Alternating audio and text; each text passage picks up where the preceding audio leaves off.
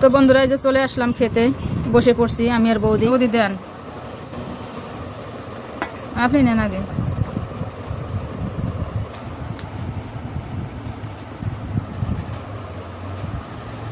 বন্ধুরা, অনেক দিনের ইচ্ছা যে চিংড়ি মাছের মালাইকারি খাবো, তবে আজ সেই আশাটা পূর্ণ হলো। তো শুরু স্টার্ট করি।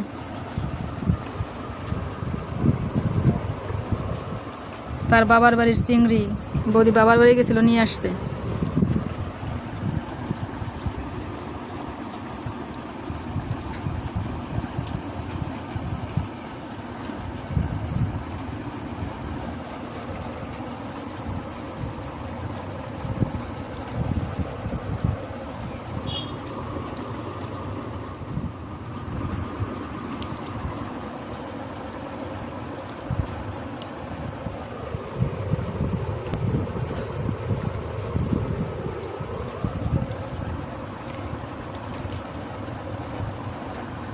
তো খেয়ে দেখি কি অবস্থা।